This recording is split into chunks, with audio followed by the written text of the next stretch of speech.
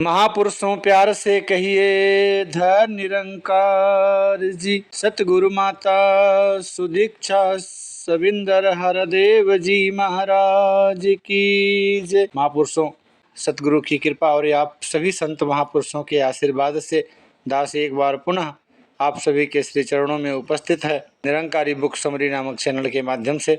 और एक बार पुनः निरंकारी मिशन के पुरातन पुस्तक युग पुरुष के बचे हुए अंश को लेकर के दास आपके चरणों में समर्पित है।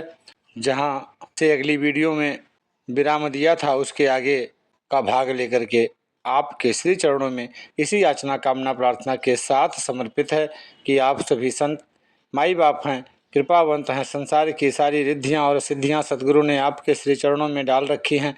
अपनी कृपा दृष्टि दया दृष्टि दास और दास के पूरे परिवार पर सदा सर्वदा बनाए रखें, जिससे दास भी निरंकार के एहसास में रहते हुए सतगुरु के बताए गए एक एक आदेश का पूर्णतया समर्पित भाव से पालन करता हुआ इस खूबसूरत दुनिया का खूबसूरती से आनंद लेता हुआ सेवा सत्संग और सुमिरन में अपने आप को समर्पित करता हुआ अपनी जिंदगी की तोड़ निभा पाए और अपना लोक सुखी और परलोक सुहेला कर पाए।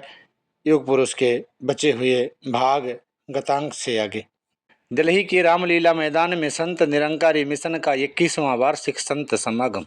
सितंबर 1968 के अंत में जब आप विदेश यात्रा से वापस दिल्ली पधारे तो मिशन के प्रबंधक वार्षिक संत समागम की तैयारियां आरंभ कर चुके थे।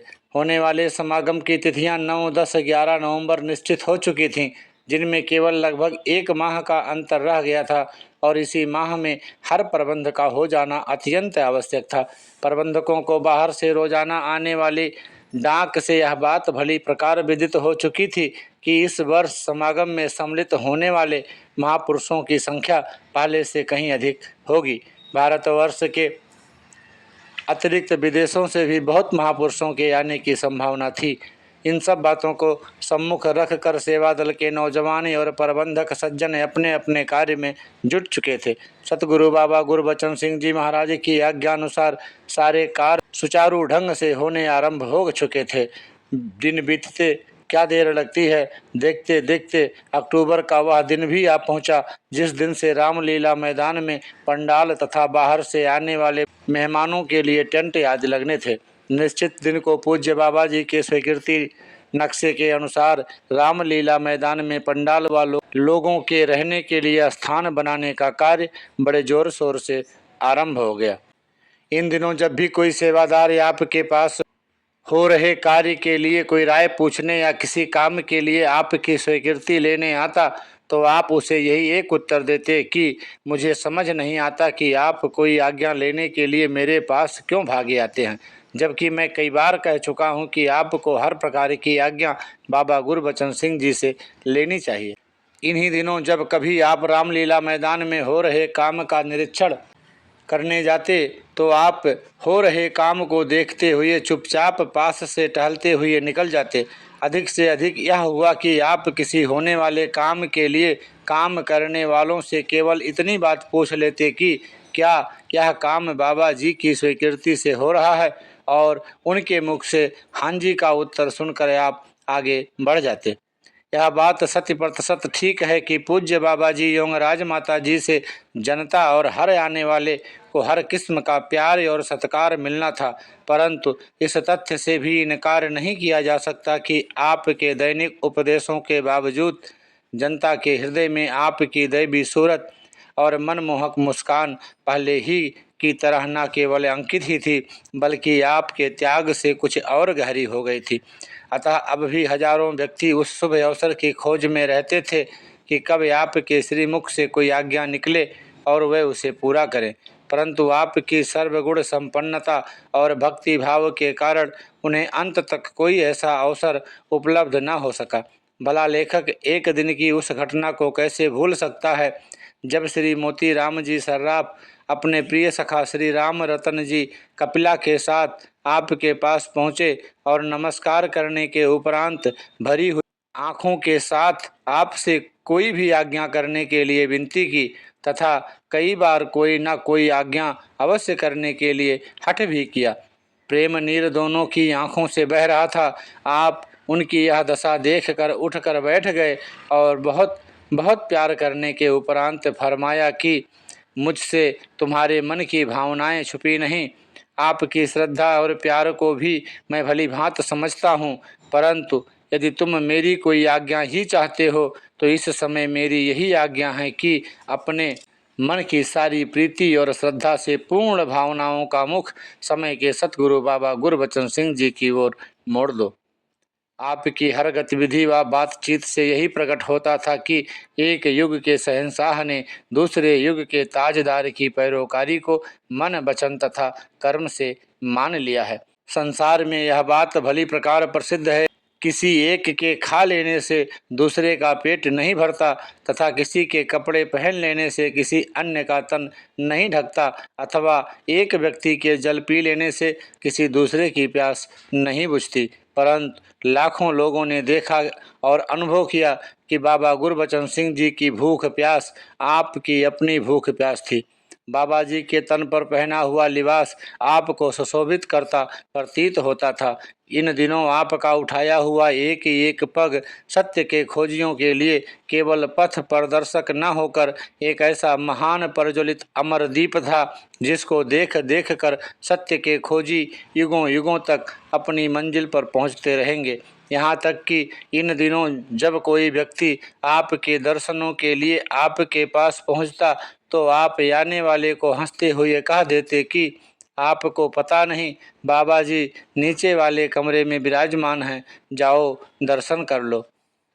यूँ समझिए कि आपने अपने कर्म द्वारा निरंकारी मिशन के अनुयायियों और अपने महान प्रेमी पैरोकारों पर यह बात भली प्रकार सिद्ध कर दी कि एक पूर्ण शिष्य का अपने पूर्ण सतगुरु के प्रति क्या कर्तव्य होना चाहिए। आपने 1964 के संत समागम में भी अपनी विचारों तथा प्रवचनों में इसी बात पर बल दिया था कि वर्तमान युग में बाबा गुरबचन सिंह जी तथा पूज्य राजमाता जी ही सर्वे सर्वा हैं। आप जब जनता के अपार समूह को बाबा जी तथा राजमाता जी का आदर सत्कार करते देखते तो प्रसन्नता से झूम कर कह उठते, निरंकार प्रभु का लाख लाख धन्यवाद है कि आज अपने आप को निरंकारी कहलाने वालों ने अपने सतगुरु की महानता को समझ लिया है। पुराने महापुरुष इस महान परिवर्तन को देखकर कुछ हैरान से होते थे। आपने संसार वालों को बता दिया कि यदि बाबा अवतार सिंह आज्ञा करने में समर्थ है तो आज्ञा पालन में भी दक्ष है। इस समागम में उस समय के उप प्रधानमंत्री श्री मोरारजी देसाई, खाद्य मंत्री श्री जगजीवन राम जी, टूरिज्म के मंत्री डॉक्टर करण सिंह जी तथा कांग्रेस अध्यक्ष श्री निजलिंगप्पा भी विशेष तौर से निरंकारी समागम देखने आए और मिशन की सराहना करते हुए लौटे। इस संत समागम में आप द्वारा दिए गए प्रवचन सदा सदा याद रहेंगे। पाठक गण इसे पढ़कर भी आपके कर्मयोग अथवा मन की भावनाओं का कुछ सार जान सकते हैं। आपने लगभग 2 लाख व्यक्तियों को संबोधित करते हुए फरमाया कि संसार में सतगुरु सदा ही विराजमान रहता है, केवल इसे खोजने की आवश्यकता है। क्योंकि जैसे रोग बढ़ जाने से डॉक्टर वैद्य भी बढ़ जाते हैं, ऐसे ही अनाचार बढ़ जाने से गुरु भी आजकल अनगिनत पैदा हो गए हैं। मुझे वह दिन अभी तक भली भांति याद है कि जब बाबा बूटा सिंह जी 5-7 सज्जनों को एकत्रित हुए देख कर ही कहा करते थे कि निरंकारी संगत कायम हो गई है। अब तो इनकी गिनती हजारों से भी ऊपर बढ़ जाएगी। उन कि यह बातें सुनकर कुछ लोग इनको केवल शेख चिल्ली की बातें समझते थे, परंतु मुझे उन पर पूर्ण विश्वास था। आज उनकी हर भविष्यवाणी सत्य प्रमाणित हुई है। जब यह कार्यभार मुझको सौंपा गया तो मुझे शंका थी कि यह महान कार्य मुझसे नहीं हो सकेगा, परंतु उन्होंने एक ही बात कही कि तुम कौन हो गुरु बनने वाले, मैं तो निरंकार की आज्ञा का पालन करके ही कार्यभार तुम्हें सौंप रहा हूँ। मैंने विश्वास कर लिया कि काम करने वाला स्वयं निरंकार प्रभु है, मैं तो केवल साधन हूँ। परंतु आज के सतगुरु बाबा गुरबचन सिंह जी ने तो कमाल ही कर दिया। इन्होंने 2-4 वर्षों में ही सिद्ध कर दिया कि सतगुरु जब चाहे और जो भी चाहे कर सकता है। इन्होंने तो आपके महान मिशन को सागर पार के देशों में भी पहुंचा दिया। हमें केवल इन का विश्वास रखते हुए इन्हीं की सेवा और इन्हीं की आज्ञा का पालन करना चाहिए। हर वर्ष की तरह इस साल भी बाहर से आए हुए लोग मंगलवार को राज तिलक का समारोह मनाने के उपरांत प्यार भरी यादें लिए अपने अपने घरों को चले गए। किसे पता था कि आने वाले समागम में आपकी मनमोहनी सूरत देखने की बजाय केवल देखने को मिलेगी एक मधुर स्मृति। इसी प्रकार अपने पास आने वालों को समझाते बुझाते तथा बाबा गुरबचन सिंह जी का यशोगान करते हुए आपने कुछ मास और व्यतीत कर दिए। इन दिनों आपकी गुरु भक्ति इस चरम सीमा को पहुंची हुई थी कि अक्सर बैठे बैठे अनायास ही आपके मुख से निकल जाता, धन्य धन्य हो बाबा गुरबचन सिंह, आप ही मेरे मालिक हो, मुझे बख्श लो। पास रहने वाले सुनते परंतु सब कुछ समझते हुए भी कुछ समझ ना पाते। समय गुजरते क्या देर लगती है। अप्रैल मास आ गया और आप पहुंच गए अमृतसर। भगवान जाने बैसाखी समागम में सम्मिलित होने के लिए या अपनी आँखों अपने हाथों लगे हुए प्यार और नम्रता के पौधे का विस्तार अंतिम बार देखने के लिए। अमृतसर में 13 अप्रैल का विशाल बैसाखी संत समागम अमृतसर भ्रातृ भाव, मानवता तथा प्रीति प्यार का संगम बन गया। आज संसार वाले करामातों की बातें करते हैं। मैंने स्वयं अपने कानों से सैकड़ों बार कई लोगों को यह कहते सुना है कि यदि आपका सतगुरु पूरा है तो वह भी अमुक महापुरुष की तरह कोई प्रत्यक्ष करामात क्यों नहीं दिखाता। जब कभी आपके कानों में ऐसी बात पहुंची तो आपने इसका केवल एक ही उत्तर दिया, क्या यह करामात कम है कि जिस प्रभु परमात्मा की प्राप्ति लोगों को अपनी सारी आयु कर्म कांडों में बिता देने और वन पर्वतों में जा जाकर धक्के खाने से भी ना हो सकी, उसी प्रभु की प्राप्ति यहाँ क्षण मात्र में हो सकती है। तथा क्या यह करामात नहीं कि यदि संसार का कोई अधम से अधम प्राणी भी एक बार मुझे अथवा मेरे किसी महापुरुष को श्रद्धापूर्ण नमस्कार कर दे तो तत्क्षण सैकड़ों व्यक्ति उसको नमस्कार करने के लिए व्यग्र हो जाते हैं, परंतु वह संसार ही क्या जो महापुरुष को समझ जाए। मेरा तो दृढ़ विश्वास है कि शहंशाह जी ने मन ही मन संसार को कुछ दिखाने का निश्चय कर लिया था, जिसका प्रमाण है अमृतसर का यह बैसाखी संत समागम। हजारों बाहर के रहने वाले तथा अमृतसर के निवासी अब भी किसी के पूछने पर उसे इस नगर के निवासियों विशेषतया सिख नेताओं के द्वारा आपके और आपके अनुयायियों के प्रति दुर्व्यवहार की हजारों गाथाएं सुना सकते हैं। यह वही अमृतसर है जिसमें ऐसे ऐसे धार्मिक नेता रहते हैं जिन्होंने सदा ही निरंकारी संगतों पर पत्थर बरसाना और गालियों की बौछार करना अपना परम धर्म समझा। यह वही अमृतसर है जहां केवल कुछ वर्ष पहले दल विशेष के व्यक्तियों ने आप पर तथा आपके अनुयायियों पर दल बल होकर कृपाणों और लाठियों से आक्रमण किए। तथा यह वही अमृतसर है जिसमें आपका अनुयायी अथवा निरंकारी होना सबसे बड़ा जुर्म और धार्मिक अपराध समझा जाता था। परंतु इस समागम के अवसर पर लगभग 2 लाख व्यक्तियों से सुसज्जित आपकी तथा दिव्य जोड़ी की शोभा यात्रा निकली और लाखों अमृतसर निवासी नतमस्तक आपके श्री चरणों में बार बार नत होकर क्षमा याचना करते हुए प्रतीत होते थे। लाखों महानुभावों ने यह करामात देखी और मान भी गए। यह बात अलग है कि उधर पूर्ति बस या लोक लाज के मारे अथवा किसी और कारण से वे आपके अधिक समीप ना आ सके, परंतु यह ऐतिहासिक सच्चाई है कि इस अवसर पर अमृतसर भर के ऊंचे ऊंचे कलशों और मीनारों तक ने झुक झुक कर त्रिमूर्ति का हार्दिक स्वागत किया। केवल इस बैसाखी के शुभ समागम पर पंजाब के कितने व्यक्तियों को प्रभु ज्ञान की प्राप्ति हुई, इसकी गणना कर सकना कठिन है। समागम संपन्न हो जाने के उपरांत आप दिल्ली लौट आए। चूँकि दिल्ली में गर्मी बहुत बढ़ चुकी थी, इसलिए आप थोड़े दिनों बाद ही दिल्ली से मंसूरी चले आए। वहाँ भी पहुंचकर आपने नित्य प्रति का सत्संग जारी रखा। यद्यपि आपने यहाँ आकर अपने मुख से किसी को कुछ नहीं कहा, परंतु देखने वाले दिल से यह बात महसूस कर रहे थे कि आपकी शारीरिक शक्ति दिन प्रतिदिन क्षीण होती चली जा रही है। आपकी आठों पहर की सेवादार बहन भागी जी व भाई साहब गुरुदेव सिंह जी तथा अन्य बहुत से महापुरुषों ने डॉक्टरों की सलाह लेनी चाहिए, परंतु आपने सदा की भांति यह कहकर सबको टाल दिया कि मुझे क्या है, मैं तो बिल्कुल स्वस्थ हूँ। आप लोगों को तो ऐसे ही भ्रम हो गया है। इसका परिणाम यह हुआ कि आपका शरीर और भी दुर्बल हो गया, यहाँ तक कि आपकी दैनिक खुराक भी नाम मात्र की रह गई। निकटवर्तियों तथा बाहर से गए हुए महापुरुषों की मिन्नतें खुशामदें करने पर जब आपने डॉक्टर को दिखाकर दवाई आदि लेनी शुरू कर दी तो भी किसी दवाई से रत्ती भर भी लाभ न हुआ, जिसके कारण आपका स्वास्थ्य और भी बिगड़ गया और आपका शरीर इतना दुर्बल हो गया कि आप उठने बैठने और चलने फिरने में भी कठिनाई अनुभव करने लगे। इधर जब दिल्ली से पूज्य बाबा जी अथवा राजमाता जी टेलीफोन से आपके स्वास्थ्य के बारे में पूछते तो आप उत्तर में सब ठीक है, आपकी कृपा दृष्टि चाहिए आदि कहकर टाल देते। इसी बीच लगभग एक सप्ताह के लिए पूज्य बाबा जी और राजमाता जी आपके पास पहुँचे। बाबा जी ने जब आपके स्वास्थ्य को इतना गिरा हुआ देखा तो तुरंत बड़े बड़े डॉक्टर बुलाए और ये अपनी तसल्ली के मुताबिक इलाज कराना शुरू कर दिया।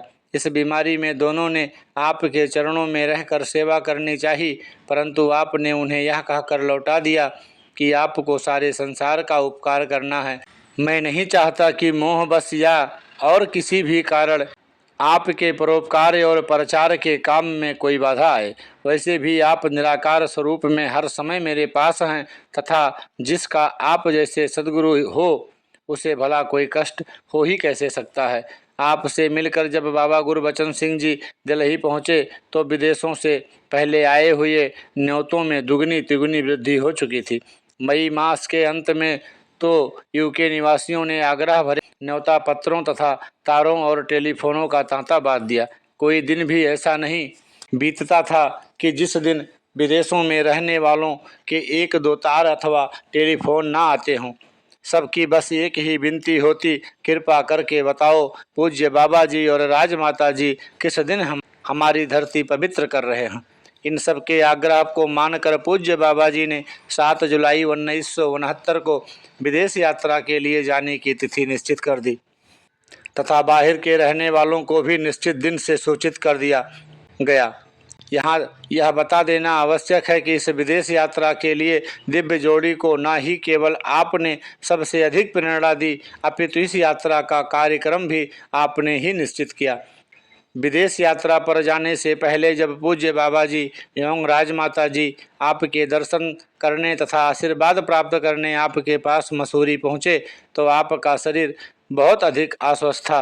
आपकी ऐसी हालत देखकर पूज्य बाबा जी ने और राजमाता जी ने आपसे हाथ जोड़कर प्रार्थना की कि आपकी सेहत ठीक नहीं, दुर्बलता इतनी बढ़ गई है कि आप स्वयं उठ भी नहीं सकते। कृपा करके हमें यह यात्रा स्थगित करने की आज्ञा दी जाए। हम इस अवसर पर दिन रात आपके चरणों में रहकर आपकी सेवा करना चाहते हैं। आपका शरीर स्वस्थ होने पर हम विदेशों से हो आएंगे। इतना कहते कहते दिव्य जोड़ी की आंखें भर आईं और दोनों विभूतियां मन चाहा उत्तर पाने की आशा में आपके मुख की ओर देखने लगी। आपने संकेत से इनको पास बैठने को कहा और इनके पास बैठने पर आपने जो उत्तर दिया उसका एक एक शब्द आपके त्याग और कर्मयोग की मुंह बोलती तस्वीर है। आप युग के स्वामी होकर मुझसे आज्ञा मांगते हैं, इससे आपकी महानता प्रकट होती है। मेरी बीमारी में मेरे पास रहने की आपकी इच्छा भी यथार्थ है। सांसारिक नाते से आप जैसा सुपुत्र तथा कुलवंत जी जैसी पुत्र वधू पाकर मैं अपने आप को अत्यंत भाग्यशाली समझता हूँ। पिता होने के नाते मेरा मन भी यही चाहता है कि मेरे पुत्र और पुत्र वधू मेरे पास रहें, परंतु शायद आप पितृ मोह में पड़कर अथवा मेरी परीक्षा के लिए ऐसा कह रहे हैं। जरा यह तो सोचिए कि आपका कार्यक्रम स्थगित हो जाने से उन हजारों व्यक्तियों के दिलों पर क्या बीतेगी जो पूरे वर्ष से आपके दर्शनों के लिए तड़प रहे हैं। आप तो भली प्रकार से मेरे स्वभाव को समझते हैं। कि मुझे संसार की हर बात सहन हो सकती है, परंतु मैं किसी भी भांति किसी के मन को दुखी नहीं देख सकता। फिर यह बात तो मैं जीवन के अंतिम श्वास तक भी सुनना नहीं चाहता कि संसार वाले कहें गुरबचन सिंह पिता के मोह में पड़कर अपना कर्तव्य भूल गया। मैंने तो राज तिलक से भी बहुत पहले आप दोनों को संसार के लिए अर्पण कर दिया था। क्या आप केवल पिता के मोह में पड़कर विदेश में रहने वाले अनगिनत लोगों को अपने विचारों से वंचित रखेंगे?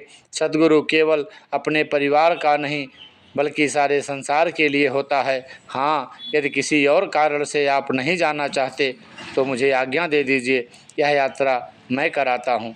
गुरु सेवा के लिए अभी भी मुझ में काफ़ी शक्ति है। आप कहते रहे और दिव्य जोड़ी के नैनों से अविरल अश्रुधारा बहती रही।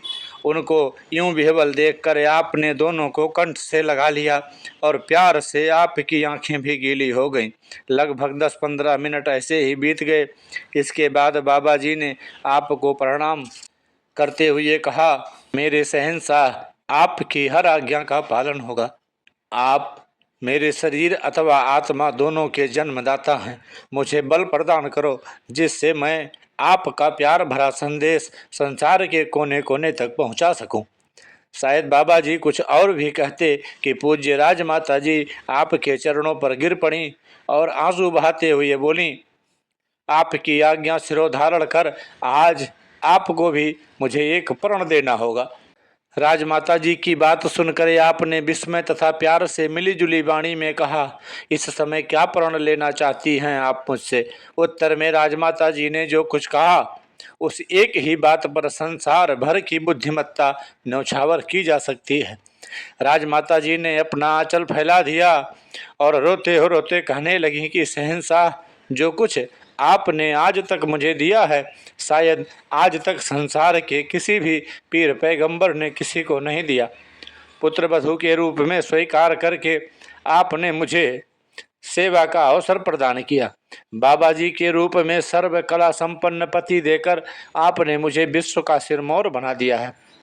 और जो प्यार आपने जीवन भर मुझे दिया उसका तो वर्णन हो ही नहीं सकता। सतगुरु की पत्नी तथा आपकी पुत्र वधू होने के नाते आप हमें यह प्रण दें कि हमारी विदेश यात्रा से लौटने तक आप सशरीर इस संसार में रहेंगे। आपके श्री मुख से निकली हुई एक ही हाँ में हमारा गुरु धर्म और पुत्र धर्म दोनों ही बच जाएंगे। आपके यह प्रण देने पर ही हम निश्चिंत होकर विदेश यात्रा कर सकते हैं। राजमाता जी की उपरोक्त बात सुनते ही आपने मुस्कुराते हुए उत्तर दिया, अपना आंचल फैलाकर मेरी गुरु भक्ति पर दाग न लगाओ। तुम सारे विश्व की दाती हो और बाबा जी सृष्टि के स्वामी। भला आपकी आज्ञा को कौन टाल सकता है? जैसा आप चाहती हैं वैसा ही होगा। इतना कहते हुए आपकी आंखों से आंसू छलछला उठे। आपकी आंखों से इस तरह आंसू देखकर जब पूज्य बाबा जी ने इसका कारण पूछा तो आपने गुरबाणी का यह महावाक्य, एक घड़ी ना मिलते तो कलयुग होता, पढ़ते हुए उत्तर दिया, मेरी आंखों में आंसू इसलिए नहीं आए कि मुझसे मेरा प्रिय पुत्र अथवा पुत्र वधू विदा हो रहे हैं, अपितु आपके विदेशों में प्रचार हेतु जाने की तो मुझे बहुत खुशी है, परंतु मेरे मन में अपने सद्गुरु के श्री चरणों से बिछड़ने का ख्याल आ रहा है, क्योंकि किसी गुरसिक के लिए सद्गुरु के दर्शन और सेवा से बढ़कर अन्य कोई भी वस्तु नहीं हो सकती। इससे पहले भी जब कभी सद्गुरु बाबा बूटा सिंह जी के चरणों से दूर होने का अवसर आया, बहुधा हम दोनों की ऐसी ही हालत हो जाती थी। मुझे पूर्ण आशा है कि आप लोग हर पल मुझे याद रखेंगे। उपस्थित सभी सज्जनों की आंखें यह वार्तालाप सुनकर आंसुओं से भीग गईं और सभी इस सोच में पड़ गए कि वास्तव में शहंशाह कौन है। भरे हुए मन से आपके चरणों में बारंबार नमस्कार करते हुए पूज्य बाबा जी और राजमाता जी विदेश जाने के लिए पुनः दिल्ली लौट आए और निश्चित तिथि को अमृतसर से वायुयान में बैठकर विदेश यात्रा को चले गए। उधर मसूरी में आपका स्वास्थ्य दिन पर दिन बिगड़ता चला गया, परंतु किसी के पूछने पर आप सदा यही उत्तर देते कि बाबा अवतार सिंह तो बिल्कुल स्वस्थ है, केवल इसका तन रोगी है, वह भी बाबा जी की कृपा से शीघ्र ही स्वस्थ हो जाएगा, चिंता की कोई बात नहीं। चाहे आपने अपने मुख से कभी भी कुछ ना कहा, परंतु देखने वाले देख रहे थे कि आप ये अपना कष्ट अपने तक ही सीमित रखना चाहते हैं। सेवा, शुश्रूषा तथा डॉक्टरी देखभाल में रत्ती भर की कमी नहीं थी। यदि एक ओर भागी बहन अपने शरीर की सुध बुध भूल कर आठों पहर आपकी सेवा में लगी हुई थीं, तो दूसरी ओर गुरुदेव सिंह जी जैसे अन्य कई सेवादार किसी भी आज्ञा के पालन की बाट जोहते रहते थे। डॉक्टर राम रतन जी सचदेवा तथा उनकी सुपत्नी भी मसूरी पहुंचकर आपकी सेवा में तल्लीन थे। डॉक्टर साहब तो रात रात भर आपके कमरे में कुर्सी पर बैठे रहते और भी विख्यात डॉक्टरों को रोग के निदान के लिए बुलाया गया, परंतु किसी से रोग का निदान न हो सका। आने वाले डॉक्टरों के लिए सबसे बड़ी कठिनाई यह थी कि आप उनको कुछ भी ना बताते थे। यदि कोई डॉक्टर भी पूछे तो बस यही एक उत्तर कि मैं बिल्कुल स्वस्थ हूँ। यहीं तक ही नहीं, बल्कि आप जब कभी उपस्थित सज्जनों के चेहरों पर तनिक भी उदासी की झलक देखते तो हंसने हंसाने वाली बातें आरंभ कर देते अथवा आने वालों को बताने लगते कि आज बाबा जी का टेलीफोन अमुक स्थान से आया था, आज वे अमुक स्थान पर पहुंच गए हैं, अथवा आज तो राजमाता जी ने भी टेलीफोन पर मुझसे बहुत बातें की। इन दोनों को मेरे स्वास्थ्य की बड़ी चिंता है, रोज़ ही टेलीफोन कर देते हैं। देखा आज के सतगुरु बाबा गुरबचन सिंह को कितने कृपालु और दयालु हैं, जो अपने गुरसिखों की इतनी चिंता रखते हैं। इसी तरह बातें करते आप लोगों का ध्यान अपनी ओर से हटाकर बाबा जी की ओर लगा देते। मसूरी में डॉक्टर लोग अपनी समझ अनुसार अपने सारी बुद्धि बल का प्रयोग कर रहे थे, परंतु आपके शरीर ने किसी एक को भी कबूल न किया। आपके रूहानी संदेश तथा सत्य उपदेश तो पहले ही संसारी विद्वता तथा पंडिताई के बखिए उधेड़ चुके थे। अब आपका शरीर भी सांसारिक दवाइयों की निस्सारता प्रकट करने पर तुल गया था। ऐसा प्रतीत होता था कि डॉक्टरों की ओर से दी जाने वाली सारी दवाइयाँ आपकी आत्मिक शांति के महासागर में गुम होकर अपना आपा खोती जा रही हैं। कुछ दिन उपरांत आप डॉक्टरों तथा अपने अनुयायियों का कहा मानकर देहरादून चले आए और निरंकारी सत्संग भवन में निवास करने लगे। देहरादून में आपके आने से पहले केवल साप्ताहिक सत्संग ही हुआ करता था, परंतु आपके आ जाने से सत्संग प्रतिदिन होना शुरू हो गया। यहाँ पहुंचकर भी आप 2-4 दिन सत्संग में सम्मिलित होकर अपने विचारों से आने वालों को कृतार्थ करते रहे। यहाँ भी अपने उपदेशों में लोगों को सदा यही बताते कि निरंकार प्रभु को जानने और तथा मानने वालों का प्यार केवल शरीरों से नहीं अपितु आत्मा से ही होता है। शरीर तो आदिकाल से लेकर आज तक किसी का भी सदैव नहीं रहा। संसार के वे लोग जिन्हें हम ना ही केवल पूर्ण महापुरुष अथवा बलि अवतार या पीर पैगंबर का दर्जा देते हैं अपितु उन्हें भगवान तक मानते हैं, वे भी शरीर करके आज हमें कहीं दिखलाई नहीं देते, परंतु उनके द्वारा उच्चरित वाणियाँ आज भी मौजूद हैं, जिनके मानने वाले आज सुखी दिखाई दे रहे हैं। मैंने भी आज तक आपको केवल निरंकार प्रभु की भक्ति तथा इसी पर ही विश्वास करना सिखलाया है। इसके उपरांत मैंने तो आपको साकार रूप में बाबा गुरबचन सिंह जी और राजमाता जी जैसे स्नेह से परिपूर्ण सजीव और सर्वगुण संपन्न मूर्तियां भी दे दी हैं। अब आपके सारे कार्य यह जोड़ी ही संवारेंगी। यदि आप लोग आत्मिक सुख तथा संसार का वैभव चाहते हैं तो आपको इनका ही सेवा सत्कार करना होगा। जो मेरी बात को मानेंगे वही संसार में सुखी होंगे। आपकी उन दिनों के प्रवचनों को सुनकर ऐसा प्रतीत होता है जैसे आप जनता को आने वाले समय के लिए तैयार कर रहे हों। लगभग 1 सप्ताह सत्संग में जाने के बाद आपने सत्संग में जाना छोड़ दिया और सत्संग के समय कमरे से बाहर ही कुर्सियां डलवा कर बैठ जाते और बोलने वाले महानुभावों के विचार सुना करते और अक्सर उन लोगों के विचार सुनने के उपरांत कह उठते, अब तो मेरे बच्चे बहुत होशियार तथा लायक हो गए हैं, अथवा अब तो हजारों अवतार सिंह पैदा हो गए हैं। यहाँ भी दर्शनों के लिए आने जाने वालों का तांता बधा रहता, परंतु यहाँ पर भी बड़े बड़े प्रसिद्ध और लायक डॉक्टरों के उपचार से भी आपके स्वास्थ्य में कोई अंतर न पड़ा एवं शारीरिक बल क्षीण ही होता गया। देहरादून में भी लगभग हर रोज ही किसी न किसी स्थान से पूज्य बाबा जी टेलीफोन द्वारा आपसे संपर्क बनाए रखते। उनके आपसे आपके स्वास्थ्य के बारे में पूछने पर आप सदा यही उत्तर देते कि मैं ठीक हूँ, चिंता का कोई कारण नहीं, आप ही अपना सारा कार्यक्रम संपूर्ण करके आएँ। इतने में 15 अगस्त का वह दिन नज़दीक आ गया जिस दिन आपकी सुपत्नी परम पूज्य जगत माता जी निरंकार प्रभु में लीन हुई थीं। क्योंकि इस दिन दिल्ली अथवा भारत के कोने कोने में जगत माता दिवस मनाया जाता है, इसलिए आप डॉक्टरों की राय अथवा अपने शरीर की कुछ भी परवाह न करते हुए दिल्ली आ गए। जब दिल्ली वालों को पता चला कि आप दिल्ली पधार चुके हैं तो दर्शन अभिलाषियों की बाढ़ सी आ गई। चूँकि अधिकांश व्यक्ति आपकी बीमारी से परिचित थे, इसलिए वे आपके दर्शनों के लिए और भी व्यग्र हो उठे थे। निश्चित समय पर कार्यक्रम आरंभ हो गया, परंतु जब आए हुए हजारों लोगों को पता चला कि आप शारीरिक दुर्बलता बहुत अधिक होने के कारण कार्यक्रम में नहीं पधार रहे तो बेचारे दिल पकड़ कर रह गए। परंतु आए हुए लोगों के मन की दशा को भांपते हुए जब कुछ महानुभावों ने आपके चरणों में उपस्थिति होकर जनता की अधीरता तथा उत्कंठता का वर्णन किया तो आपने सेवादारों को कमरे के बाहर की गैलरी में आसन लगाने के लिए कहा। बाहर आसीन लगते ही आप धीरे धीरे आकर आसन पर आसीन हो गए और लगभग 2 घंटे मुख पर सदा की तरह मोहनी मुस्कान लिए हुए जनता के अभिवादन का हाथ जोड़ जोड़ कर उत्तर देते रहे।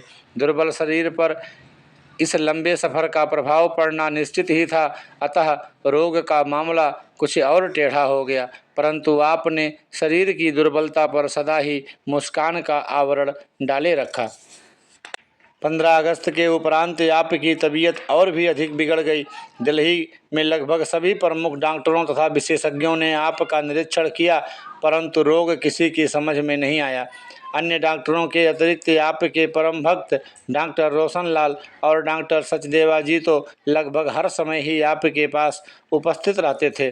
स्वास्थ्य अधिक बिगड़ता देखकर निकटवर्ती और प्रबंधकों ने आपसे बाबा जी को सूचित करने की आज्ञा चाही, परंतु आपने यह कहकर सबको मना कर दिया कि इलाज तो हो ही रहा है, इसके लिए बाबा जी के कार्यक्रम में किसी भी प्रकार की बाधा ना डाली जाए। इसके साथ ही सबको यह आज्ञा भी कर दी कि बाबा जी अथवा राजमाता जी का टेलीफोन आने पर उन्हें कोई चिंताजनक बात ना कही जाए।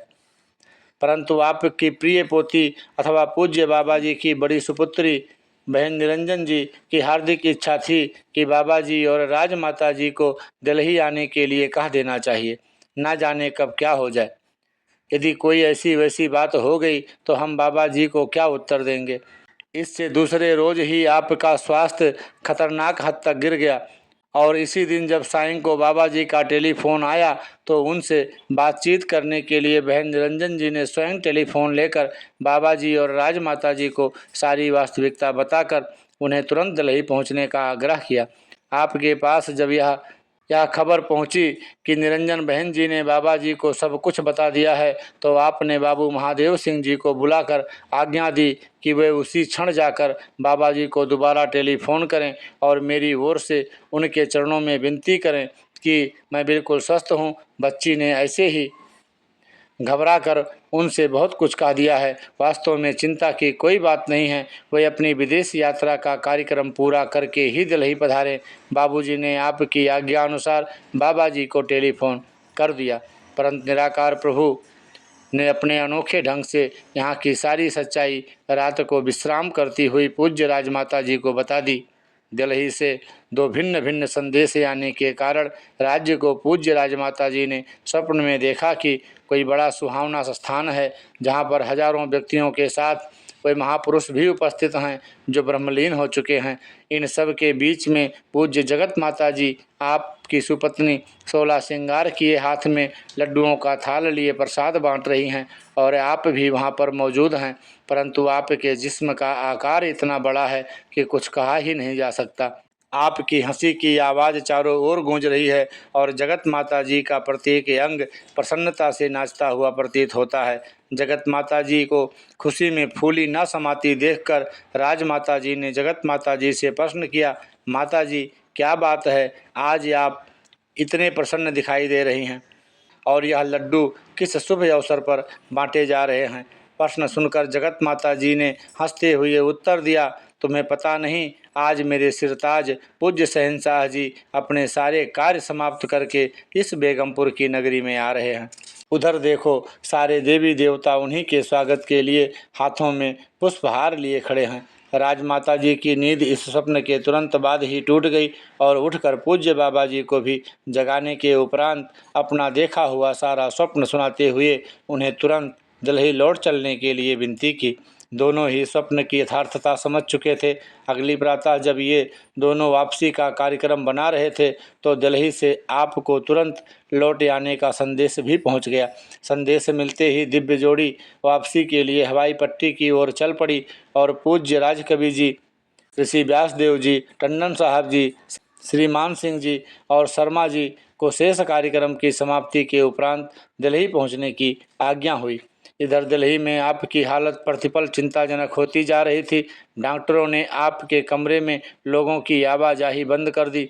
आपके प्यार की अटूट डोरी में दर्शक बंधे हुए आते और कमरे के बाहर से एक झलक पाकर लौट जाते या फिर बाहर आंगन में बैठकर निरंकार प्रभु से आपके स्वास्थ्य हेतु प्रार्थनाएं करने लगते। आपकी पोती बहन निरंजन जी तथा पोते श्री हरदेव सिंह जी तो आपके पास से हटने का नाम ना लेते थे। बहन निरंजन सिंह जी को तो पल भर भी चैन नहीं था। दास इस वीडियो को यहीं पर विराम देगा। इस पुस्तक के बचे हुए अंश को अगले वीडियो में लेकर के आपके श्री चरणों में उपस्थित होगा। इसी याचना कामना प्रार्थना के साथ कि बोलने के दरमियान जो कुछ त्रुटियां होंगी उसके लिए दास को नादान बच्चा समझकर बख्श लीजिएगा। अपनी दया दृष्टि कृपा दृष्टि दास और दास के परिवार के ऊपर बनाए रखिए और जिससे दास भी निरंकार के एहसास में रहता हुआ सतगुरु के बताए हुए एक एक आदेश और उपदेश का पालन करते हुए अपना लोक सुखी और परलोक सुहेला कर पाए। सतगुरु माता सुदीक्षा सविंदर हरदेव जी महाराज की जय। महापुरुषों प्यार से कहिए धन निरंकार जी।